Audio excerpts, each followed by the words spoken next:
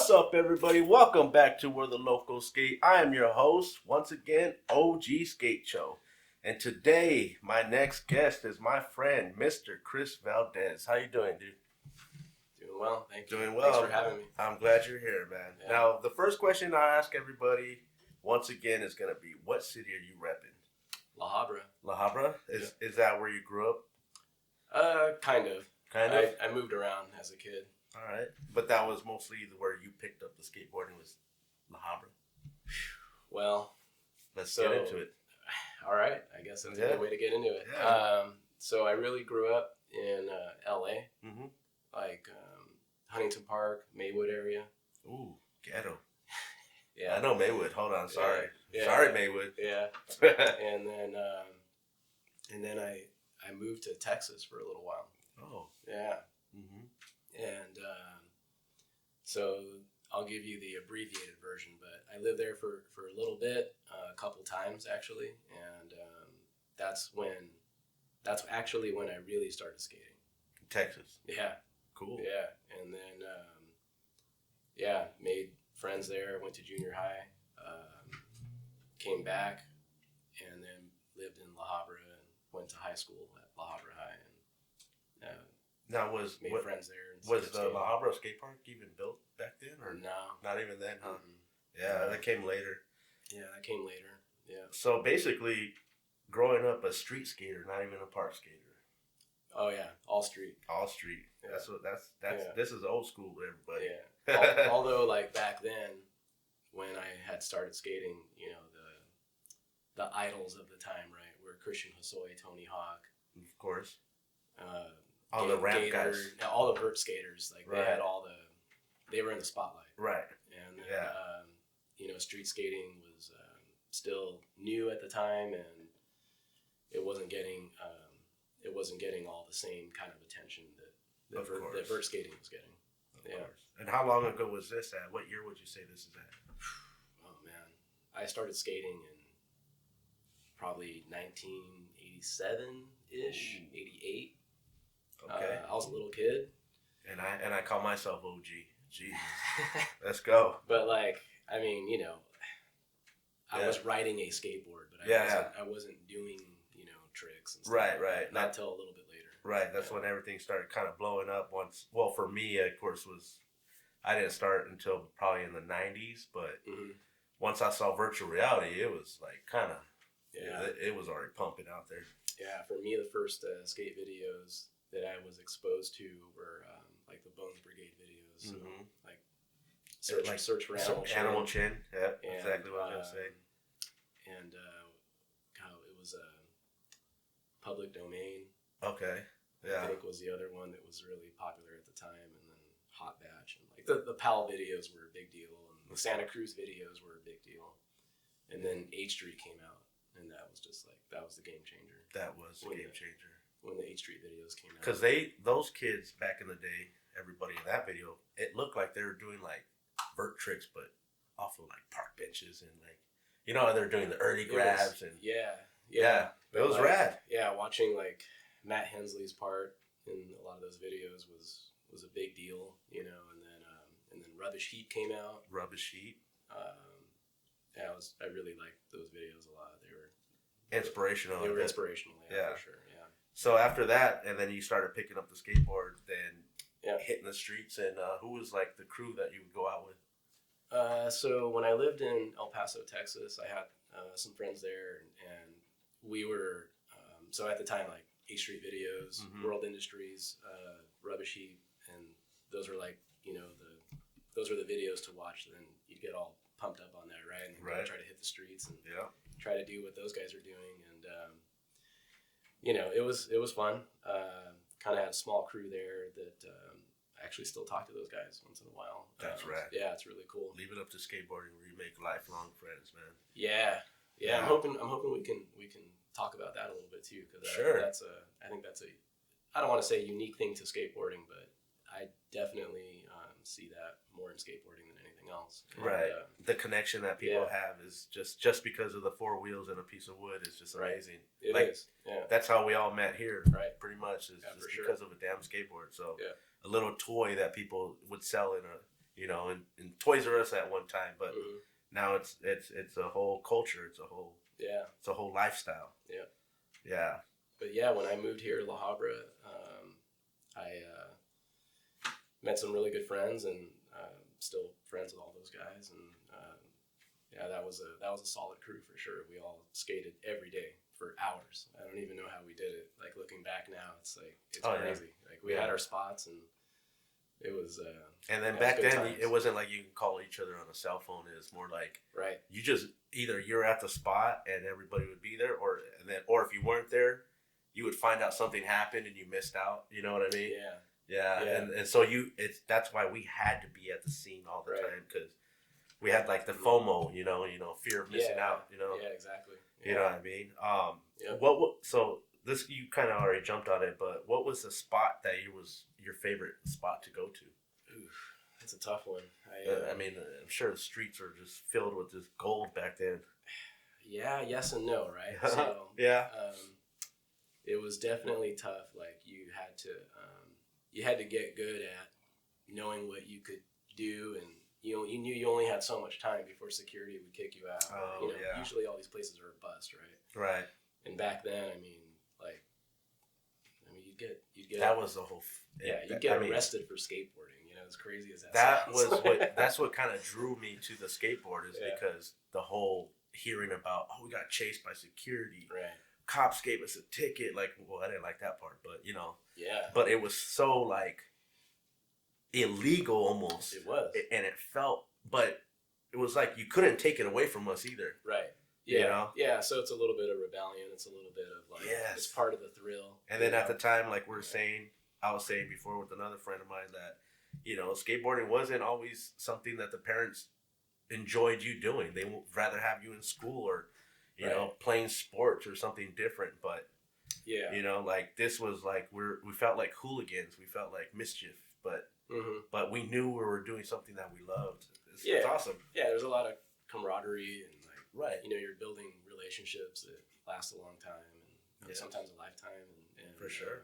You know, skateboarding definitely brings people together, and you can be creative. And but back to your question about the spots, I mean, man, we used to skate. Definitely back then, we had to be very creative. So like, you know, you have to like make a spot, right? Like sometimes it's DIY. Yeah, it's kind of a lot of work, right? And then, but I would say like my favorite places skating back then, and it wasn't so much because the spot was really good. It was the people that I was there with. And that makes everything too. So there was this, we used to call it Susie's Deals. Okay. It was a clothing store. It was a women's clothing store called Susie's. Okay. Or it may have been called Susie's Deals. And, all right. So it was like a discount clothing store. Right. And it was in La Habra, and it was really close to the high school. And there were just a few red curbs, you know, and put a little bit of wax on them. And we're just doing this like is before Salsa sauce. It was way before that, right? Yeah. So this is like finding candles and just whatever. Anyway, we're you ever use the bottom of a cup, like, because they have like a little bit of wax on it, like that's they would try to like scrape off the wax of the bottom of a soda. A lot of cups like that, they were getting saved for the free refill. Of course. Taco Bell. So, we were always in a budget back then. Yeah. But man, just, you know, flat ground skating and curb skating, mani pads. I mean, it wasn't anything crazy, but it was a routine. Right. And we were there, I mean, dude, like every day. And it doesn't take much for a skater to have a good time. I mean, a mani pad, a ledge, a curb. Yeah, even if it was flat ground. Oh yeah, even if it was the spot to meet up, to then go somewhere else, or like, hey, we skated all day at some other spot. Maybe we got some clips, maybe we didn't. But then like later on, it was like, hey, let's go there and just chill and, you know, have a good time. Cool, man. What was your board setup back then, or what were you riding? Ooh, well, you know, when I first started skating, like, you know, the board still had the 80s shape, right? Okay, no nose, big tail. No nose, and they were, you know, super wide and flat, and so that kind of limited, like, you know, how technical you were going to get, right? Because again, it was more of a vert era, right? or pool skating and stuff like that. Launch ramps, maybe once in a while if somebody found some wood and made a launch ramp. And then my launch ramps never had any concave. It was just propped up on bricks.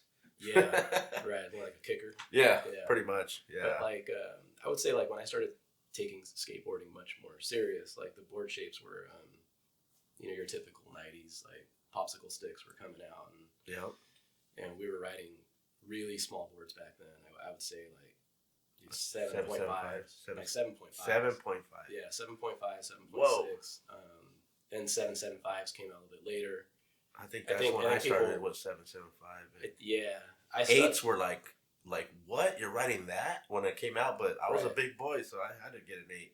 Yeah, I was on 7.75s for a long time. I would say kind of once I found a home in that shape, that kind of it works for you. It worked for me for a long time. I recently went up to an 8. Okay.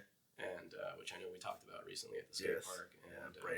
And I'm liking it a lot. Yeah, I like the 8. It's an 8 kind of feels like, especially if you're stepping up from a 7.75, an 8 almost feels like a huge plank. Yeah. You know, it's not even that much of a difference. But when you land on it, you feel like you have so much more space. It's kind of weird. Like if you get the flick going, because I know 7.75 is easier to pop and flick.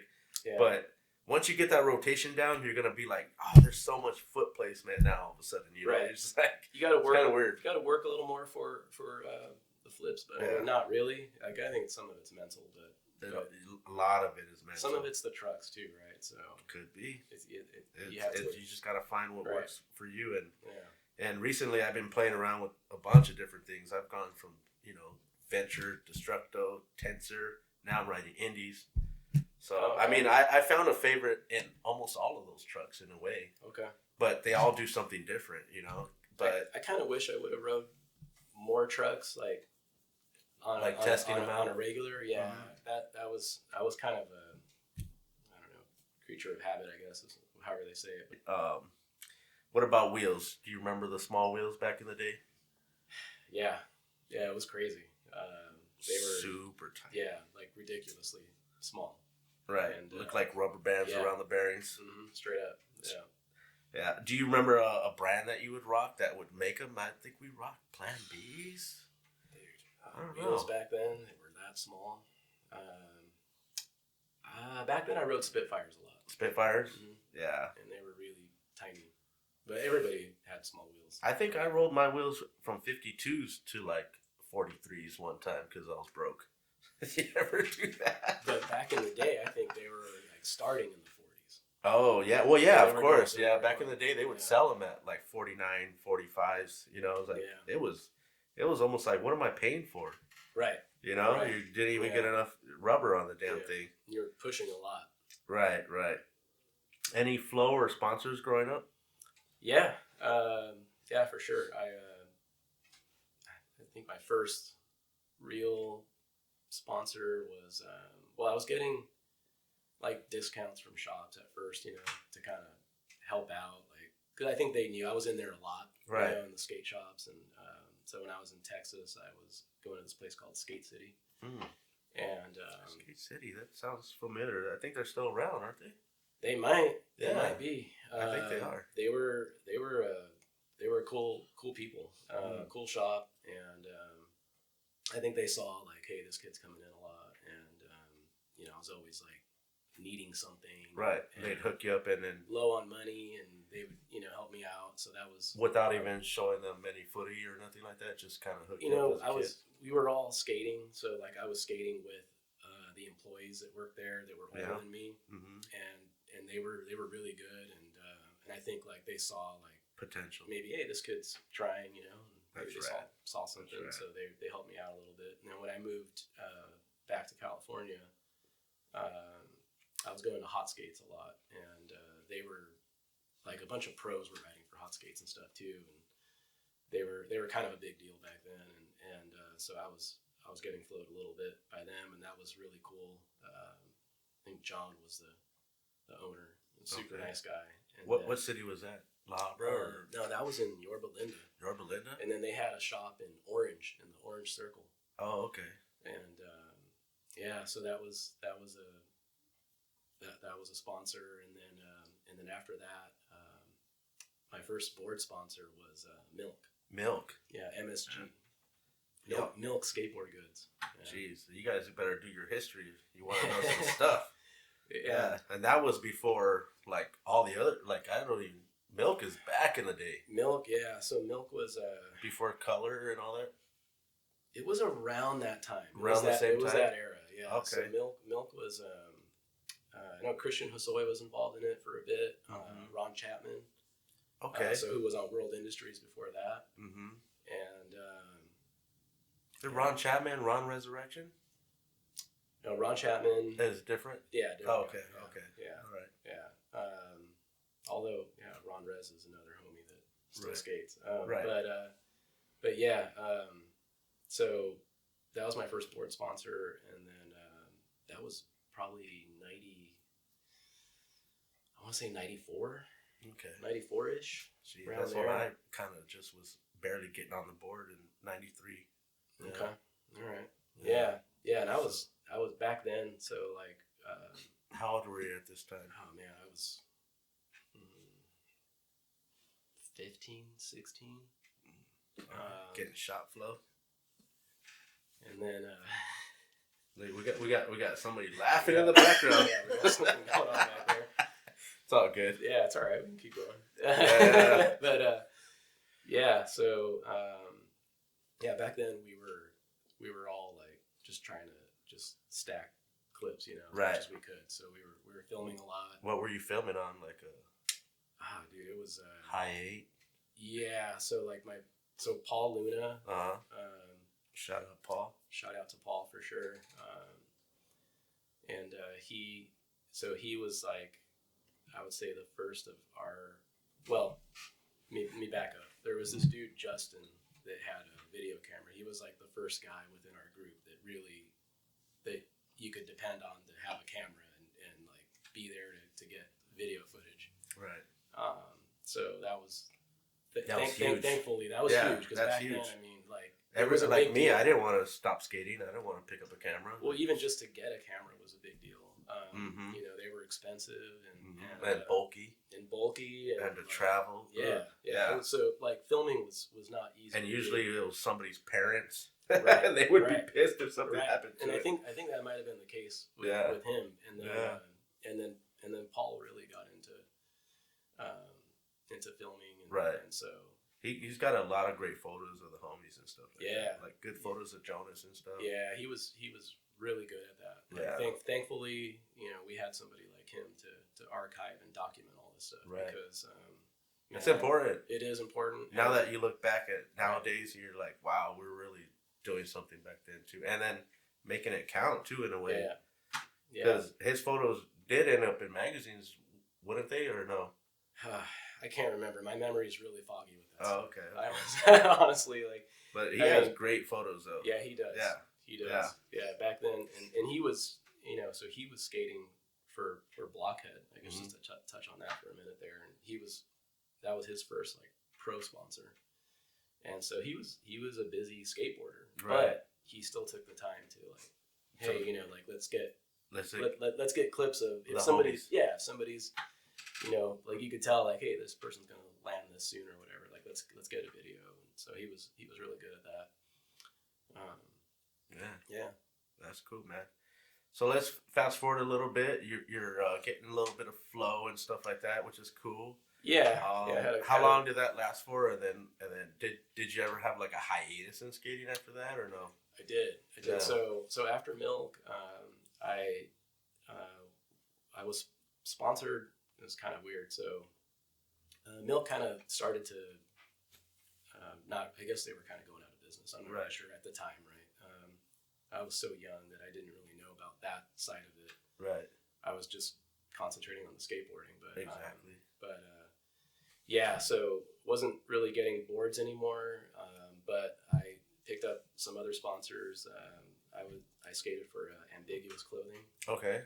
And Simple Shoes. Simple Shoes, I remember those. So I was on Simple at the same time that Jonas was. Oh, sick. So that was kind of fun. And Ambiguous too. I think think he was sponsored by Vegas at the same time. Did they did you guys get to travel or anything for those sponsors or no? No, I didn't. I think Jonas had just turned pro for Black Label, maybe, so he may have been a little bit more on the circuit, but you're getting the shoes nonetheless. I was getting the shoes, and that's what mattered to me. Dude, that's rad, man. To not have to pay for shoes as a kid. It was a big deal. It's a big deal, man. Yeah, shoes are not cheap, man. Especially the way we go through them as skaters. It's just right. It's nowadays, everything like they make them a little bit more durable. But back then, I mean, you could rip them within a day. I went through plenty of tubes of shoe goo and shoe goo. All that stuff. And then when that runs out, you're ripping a hole in your sock, and then your skin, and then you're coming home with a little, scar. Yeah, back in the day, I mean, we looked like we were getting run over by trucks. And then my mom would not buy me another pair of shoes, so I had to wear those to school. And how does that look? You know what I'm saying? Like you're just over there popping off holes in your shoes, and the ladies didn't look that way towards me. I tell you that. Right. No, I know. It was kind of hard. If we didn't have a skateboard, you'd think that it's not like nowadays where skaters too back then were kind of frowned upon in school. Right. Like the way we dress, we had our style. We're dirty. We didn't have much, but we did what we did because we loved it. Yeah. You know what I'm saying? But to get back to your question. The hiatus. Yeah. So then my last official board sponsor was Friend Skateboards. And it was a project that this guy Al Garcia had been working on, and I think Armando Barajas was involved at one point in the beginning. And Friend Skateboards. So it was after Armando was on New Deal, and we're gonna have to look into this because the episode Friends might have stole that from you guys, bro. I think we were a little after that. Luckily, after Friends, show. I think so. Yeah. No way. But you should have put all the characters on the boards. It probably would sell really well. Probably do a reissue or something. But yeah, so did that for a bit, and it was cool. But I started kind of at this point now. I'm going to school, and I'm at the age where like I'm not. I need to work. Right. And I need to. Skating's not paying the bills. It's not for me, unfortunately. So for some of my friends, it worked out that way, but yeah. So actually, during this time, I was living with Paul, Luna, and and just to talk real quick about that. So like,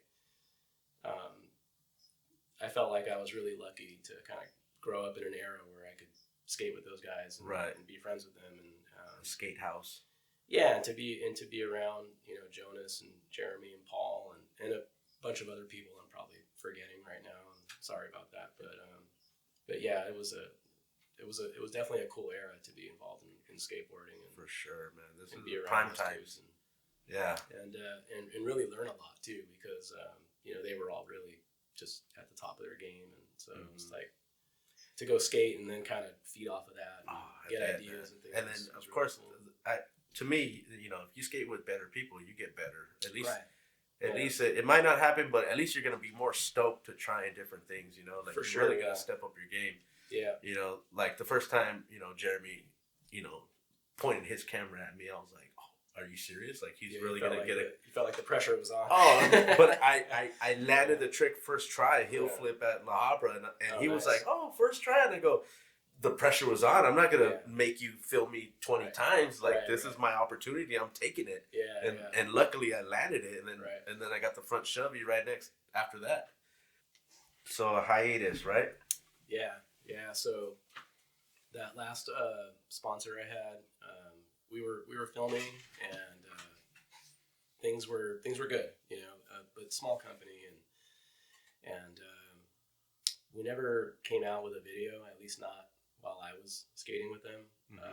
But at this time, I'm having to pay rent and have like more adult responsibilities. Even though looking back, I mean, I was still a kid. Still a kid, but yeah. But living with my friend and having to. There's a time when you become 20 years old. Back then, for us, it was like, what are you doing still on the board kind of feeling. It didn't have the same feeling now where you could do it forever. that people accepted it almost felt like, well, you're still playing with that toy. Right. Yeah. So, but it almost made you feel bad for doing something you loved. Sure. And then it almost like, you know, grow up. But yeah, I get it. I had my hiatus. And a little bit of that was self-induced. I mean, it was like, you know, I'm going to school and I'm worried that getting hurt too could I'm just like actually you know, I'm like, man, I need to finish this. Focus. You know, I need to focus. I need to finish this. Like, get to life. I need to make money to pay bills and stuff that, you know, that. Right. You look back now, it was so simple though. Like, I mean, all that stuff was right. You start getting older, the more bills you get, and then life takes over, and you gotta start making better decisions. And so I felt like at that time like something had to give, and unfortunately, it was skateboarding.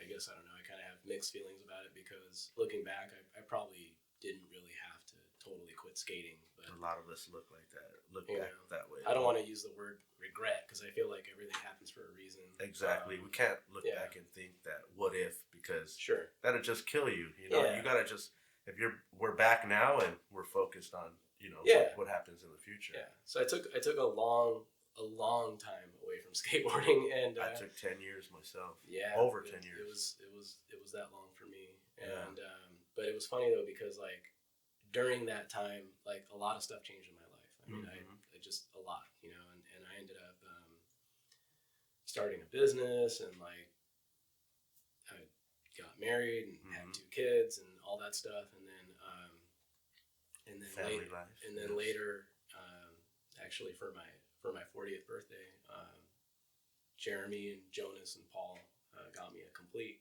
Ooh. And that's all it takes. It was a complete surprise. I did not see it coming. It's like Christmas without being Christmas. Yeah. And so during that time, Jeremy was, I would say, like. And for the folks out there who's wondering, Jeremy Ray. Yeah, just to let you know. Right, yeah. Just to let you know, in case we so the Jeremy Ray, right? Right. So he got him a skateboard. He was amazing. I would say he was 3/4 into his trick a day. He's doing 1 trick every day over the course of a year. And the whole thing with trick a day is you gotta film it and then you gotta post it. Right? You gotta show proof that you did a trick that day. And so and shout out to Louis, he's doing it now. Yeah. I think he finished it though. But he's doing another one. He's doing another one. Okay. Yeah. Wow. Okay. So that takes some grit. But but yeah, man. So I end up getting back on the board. I ended up getting back on the board now. So that night we were hanging out the night they gave me the board, and it says bust your first trick. No, nothing that crazy. No, but Jonas, you know, rest in peace. Rest in peace. Yes. Just such a great guy, right? But anyway, he I think he was joking. You never know with Jonas because I mean he could have been dead serious. I don't know. But he said he goes, "Why don't you do trick a day?" And I'm like, dude, I haven't been on a board in 10 years. Like, how am I gonna? But it definitely sparked something, right? So the next day, I'm thinking about it, and I'm like, okay, if I can get through 5 days, right? So 5 tricks, then I'll feel at that point like I'll have more confidence that I could keep going, right? Baby steps. And so I did the 5, and then next thing you know, it's 6, and next thing you know, it's 30, and then it's 60, and I'm like, okay, I'm in at this point. Wow. Like, yeah, I'm gonna do it. I mean, it does happen like that, but I believe that's when we met. You were doing trick a day, right? I was doing trick a day, and I don't think I was up to 100 yet. Yeah. When I met you at La Habra at the skate park. Right. And that was my spot. I got a lot of my tricks there. Right. I kind of milked that place for sure, especially that bank. And they're all on his Instagram, folks. If you want to go back and search the archives, they're all there. So they're on my Facebook. Oh. And I need to actually upload them to Instagram. I was a little late to the Instagram. Okay, so Facebook, we're older people. Yeah, so I need to repost. I'll do a repost. I'll do a repost on Instagram. But but yeah, I ended up making it through, and it'd be cool to make a whole edit of that. Yeah, I want to do that. Yeah, my brother John mentioned doing something like that, so that's definitely something I need to work on. But yeah, like once I got back into skating and I would say like around the 100-day mark, mm-hmm. I felt like almost everything came back. I mean, obviously you're older and you don't quite have the same energy and the same pop and everything. But for some reason, the tricks never kind of leave, do they? Like you know how to get into things. Yeah, and you know what I mean. And you know what I noticed too was that like, and I kind of learned this from talking to Paul a bit in the process of doing Trick a Day was that because we're older now, we don't have the energy to just kind of just like use up real quick, right? So like mm-hmm. I feel anyway that like you spend more time thinking about how you're going to skate and the trick. Oh, okay. And even just that little bit of a process, like next thing you know, you're more consistent and you're landing your tricks faster and you're not. I mean, it doesn't always work out that way, but sometimes it does. And I remember being younger and thinking like not thinking about the trick and just trying it. Yeah. But if you really sit down and focus in your brain on how the movements are supposed to be, it really makes a difference. Like that, I had to learn that the older I get. Right. It's almost like a whole mental thing where if you could see it in your mind, it's almost like you have to do it that way in order to get the trick. Maybe not today. Kids nowadays, they see it on YouTube and they go, I got that. Right. But back in our day, there was no YouTube. There was none of that stuff. So we had to literally run home, watch the videotape, mm-hmm. rewind, watch it again, like try to figure it out. It was like, and then go back to the spot to try to get it. It was like magic if you could pull it off. It was definitely like one of the greatest feelings ever. Yeah. I do remember you finishing off Trick a Day. Do you remember that day? Yeah. Do you want to tell that story? How you did 365 tricks? The last day, the last trick. Yeah. We're there. You kind of went full circle, right? Kinda, yeah. Yeah. Yeah. It really. Yeah, that's a really good way to put it. Yeah. It did. So I'm there with Jonas again, mm-hmm. and Jeremy was there, and he was. I think he actually filmed it, but we were talking about impossibles, right? And I don't know how it came up, but we were just talking about back foot and front foot impossibles, right? And so I was thinking, shit, I haven't done an impossible yet. The whole time, right? Because that's kind of an older trick. Yeah. I was kind of doing more stuff from, more of a tech era, I guess, right? But I thought, shit, and then he kind of like put his little take on it. He was like, well, you did the impossible, like you did all 365, like finish it off with an impossible, right? Whoa. So I'm like, I mean, it's so fitting, it's perfect, right? So full circle, man. I'm telling you that. It's almost how life is kind of crazy how they throw you these little things that you never noticed that are kind of like really impressive. You know what I mean? And I was kind of bummed because I know that I remember the park that you did it at, and I used to have my lunch there. Yeah. At the place I used to work.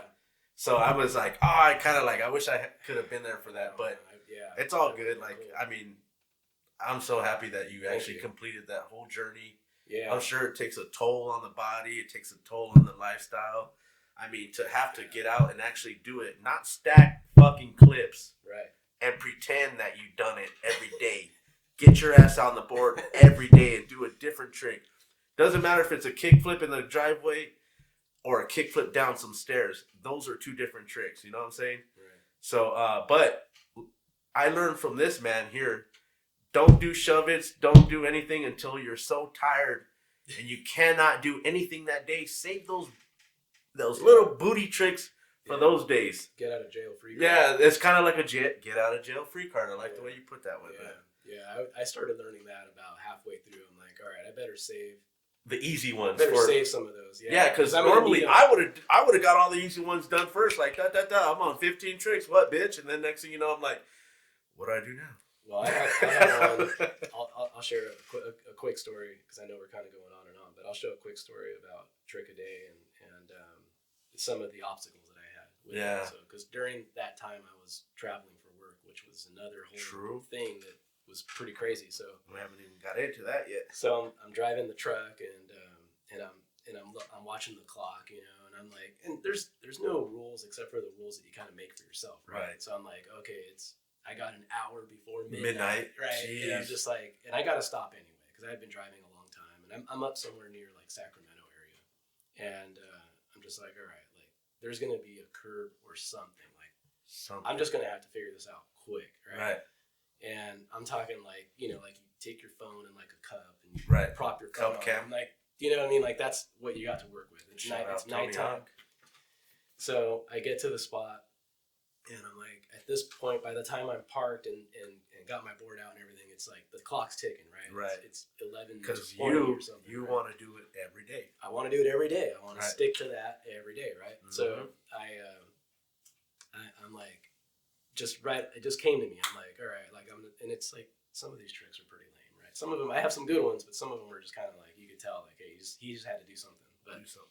But yeah, that was one of those nights, and you're on your board. That's what matters. I'm like, I'm just gonna do a Manny to 50-50, right? Because I can do it here. That's all I got right now, right? And yeah, is that like a truck stop? Truck stop. Yeah. Yeah. So that's I did dope. that, knocked it out real quick, posted it up, and I'm like, cool. I got another 24 hours to rest and think about what I'm gonna do. You know, like we're in Florida, huh? Do you remember? I remember seeing a post that you posted. You were in Tampa, Florida. Yeah. Right. Yeah. Did you go to one of those events out there? Yeah. I went to the AM contest. Tampa AM. Cool. Just to go be in the crowd as a spectator. Spectator. Yeah. Cool. Yeah, that was dope that you wore my shirt out there. Yeah, I was representing the skate show brand. Yes, sir. Yes, sir, man. I got one on underneath here right now. Oh, damn. Yep. Representing. So I'm comfy with the flannels. So. Yeah. All right. Let's see here. Other than skateboarding, I know you're doing other things like with your company. You have a company called DRS. Yeah. So let us know about that. So DRS stands for Dynamic Racing Solutions, okay. And I had always been into cars as like a teenager, and one of my buddies from high school was really into cars too, so we kind of had common interest, and then we were always tinkering around with stuff, and it was kind of something that I was kind of playing with, like while skating and doing other things, and then later it ended up turning into like a career for me, basically, like that's right, a source of income and all that. And yeah, I started a business, and then when I was 24, I started it. Wow. How long have you been in business now? So 20 years. 20 years. 20 years, yeah. That is awesome, man. Congratulations, bro. Yeah, thank you. I never would have thought that it would. You know, when I first started it, it was like, hey, let's just see how this goes, kind of thing. And kind of like our podcast, people. Let's go. Yeah, and then it's funny because, like, you know, actually during that time, I was still skating a little bit, and so because I kind of had my little mini hiatuses, right? Like where you take a little bit of time off and skate again, and then I remember at that time still trying to make it a point to skate a little bit, and then but yeah, just after, kind of like we touched on before, you know, after a while, the skating kind of completely came to a stop. But, what kind of cars are you guys racing? So we just finished a season in a series called TC America. It's part of this SRO series, and we were racing BMWs. Yeah, sick. And we had a lot of fun doing it. And you put all the performance, you do everything to the car, right? So we normally would do that, and in the past we had done that. In this particular series, the way that this class works is we're actually not allowed to. Wow. Yeah. So no, those cars we didn't. I mean, we still have to. We have to do a lot of adjustments with suspension and alignment, and so there's like we still are very much responsible for how the cars run, but we're not allowed to tweak on them. Like, like the engines are stock, and the computers are on lockdown. And, they want it that way to keep costs down. And who drives the car when you race? So the last 2 seasons, I was fortunate to be able to drive. Picked up a couple sponsors to help make that possible. That's rad. Which because otherwise it would not have been possible for me. It's a really difficult thing to do, even though like sponsors is everything. It's everything, man. Right. It's everything. So we, but yeah, like so I own all of the equipment for the operations and like the personnel or my employees, and we run the race team. And normally I'm working at the racetrack, right, and not driving, right. But yeah, the last 2 seasons I got to get behind the wheel. And wow, so that was a lot of fun. I bet. It was great. I mean, to be tinkering with cars and then to enjoy the actual race, gotta be amazing. Yeah, it's cool. How did you do? How did you feel that you did? I felt like I did pretty good considering, because again, it was another thing that I kind of took a hiatus from. So like when I was younger, I was driving a little on and off, not consistently, but I was doing it. You know, I was racing like at an amateur level, and and it was fun. And then this was my first opportunity to race on a bigger stage and in a really competitive group. And yeah, I seen a post that you had where you guys kind of scrape paint, you know, traded paint at this, as they say, in the race world, which is you know, it's really close racing. Really close, and a really great group to be with, and had a lot of fun. My teammate Matthew, he did really good too, and we were both in the same type of cars, and we had a kind of like, I thought, really unique livery on the cars. They're done up with a lot of memes and like pop culture artwork. Oh, okay. So things that are real popular on Instagram and just that's right, TikTok and the internet and stuff in general. So it's kind of a spoof on some of those things, and it was really fun and different. Yeah, you know, a lot of things at the racetrack are very serious, and right. You're trying to bring and we were just like kind of doing our own thing, and it was kind of skater like, you know. I feel it feels like when they had Happy Gilmore play golf. It was a lot like that. You know what I mean? Like at the track we would joke a lot about that. And we would refer to that movie because it was a really good example, because we kind of thought like, you know, we're different than everybody else, and sometimes you know that can be a bad thing, and sometimes it's a good thing. But for the most part, I think for the younger crowd, if you want people to start paying attention, sometimes you got to do stuff like that. Yeah. We liked it, and people loved it. Like we had so many people come by and compliment us on the cars. They're like, "Oh man, these things are rad, and they look cool." And you know, you guys are doing you're doing it different. You post great photos on that Instagram. Where can they find that Instagram? What is it called? So DRS has an Instagram under it's at DRS Power. And so you can see a lot of that stuff there. Yeah, great photos there, man. Yeah, thank you. Times, man. Yeah, it was cool. All right, damn, that's awesome, dude. Okay, like we're gonna fucking start winding down now. Right. We're pulling a nice episode today with our good friend here. Let me see here. A long one, huh? Yeah, it's all good. It's all good. Let's see here. If you could have a dream spot to skate anywhere in the world, where would that be? Damn, man. Would you want to be like the Makba, like go to Spain, or do you have something else in mind? So there's this movie that was put together. It's been a few years now. It's been several years. Paul Rodriguez was involved in it, and a bunch of other skaters. Is it the Dream? Was it Blood? What's it called? Yeah. We Are Blood. Yeah. We Are Blood, yeah. So you're talking about Dubai? Well, I would say I can't reference one place in particular, right? But there were some spots in Asia that they were skating with like I want to say it was like a sidewalk with like maybe a bump to over rail, and they were landing like in a driveway, and then they were skating some benches and like some statues that had like tranny to them. I think I remember that. I think a lot of it was China, like those episodes that I'm referring to, and or those scenes rather. So those spots are like the and like it's all stuff that you can replicate it anywhere, but I think just the fact that you're there and the spots looked really cool, the way they were filmed, right?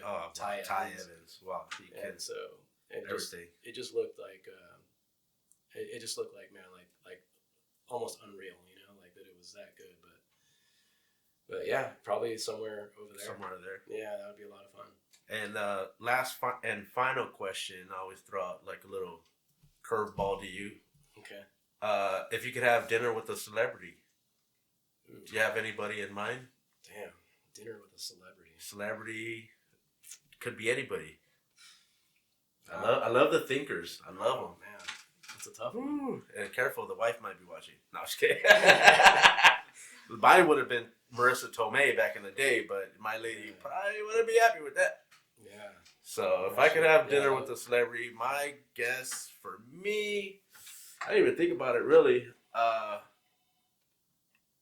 Shit, I'm stuck too, man. Damn, that's a tough one.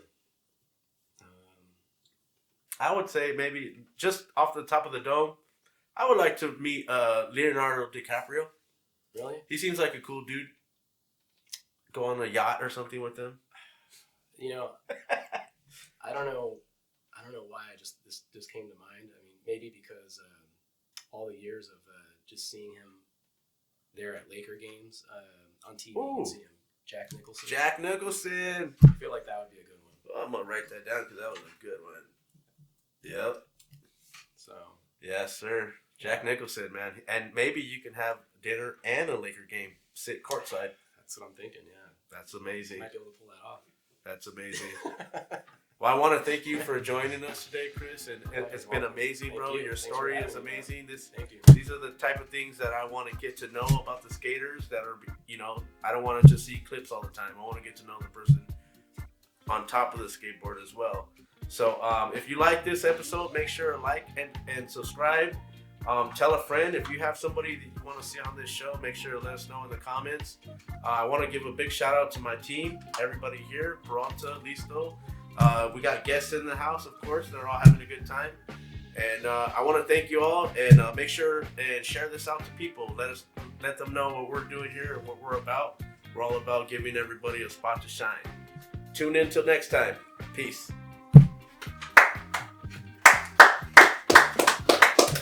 There we go. That's what I'm talking about. Yeah.